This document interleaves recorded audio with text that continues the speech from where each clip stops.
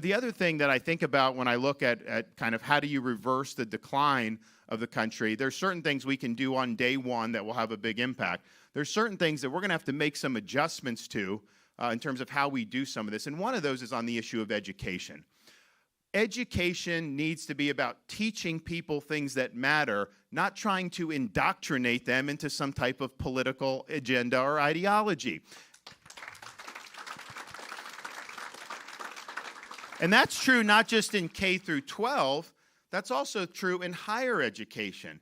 And particularly when you look at higher education, you do not need to get a 4-year degree from a traditional brick and ivy university to be successful. You can, it's good for many, it was good for me, but we've also graduated a generation of students deep into debt with degrees in things like zombie studies. How is that going to do anything for you? And then people that went a vocational route were frowned upon as if somehow, what, you're not as good as somebody who went to a 4-year college? So there are different pathways, and if we're in Florida, we have vocational education in middle school now. We credential people at a high school in welding, aviation mechanics, all these important things. We've expanded the number of truck drivers that we're producing from 600 to 3,500. Those are really good jobs. Those make a difference, and it's also better for our economy. So we're going to make that shift nationally that we've done in Florida. Look, you taxpayers, a truck driver should not have to pay off the student loan of somebody that got a degree in zombie studies. That is not fair, it's not right, and we're not going to do it. But I also think the universities have benefited from all this loan money. They end up increasing their bureaucracy, they have more DEI, they have more of these things. So we're going to make the universities responsible for the debt. So if you graduate a student, they pay it back, great. If they don't, you're going to be on the hook, not the American taxpayer. You know what's going to happen?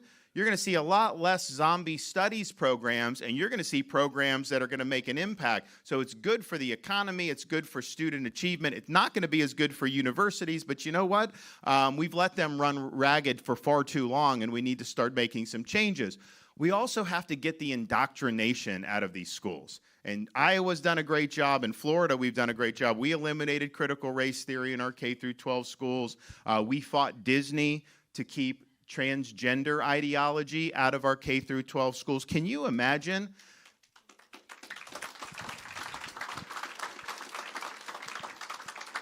I mean, if we were here even 5 years ago, and someone suggested to you that there were schools that were telling kindergartners, you may be born in the wrong body or that your gender is a choice, I don't think we would have believed it even 5 years ago, certainly not 10 years ago. And yet that stuff is going on. They are trying to impose an agenda on very young kids. So we had a situation in Florida where, we didn't want to see that. I don't think it had really happened to the extent it's happened in some of the liberal states, but, it was obvious that that's where it was going. And we had to go up against a company in Florida that some of you may have heard of in Central Florida called Disney. And they wanted to stop our parents' rights bill, parents' rights legislation. And, it's like companies usually don't get involved in issues like that. I mean, I guess they have a right to. But this particular company in Florida carries a lot of weight. It's like the 800-pound gorilla. I don't think they've ever leaned in on a political issue and not gotten what they wanted. And so when this was pending, people said, oh man, the governor, there's no way, he's going to be able to sign the bill because he's going to earn the wrath, of the Disney empire.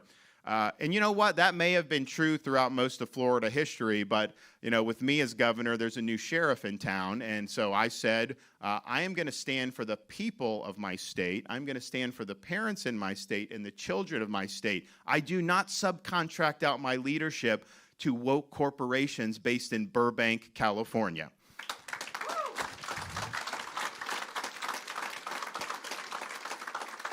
And so we got that done, and we're better off as a result of it. So that needs to be the model, how Florida and Iowa's approached it, and even higher education. We're putting people in place in these universities that are taking the universities from being more about ideology and more about a classical education. The purpose of a university is not to impose a particular political worldview on the students.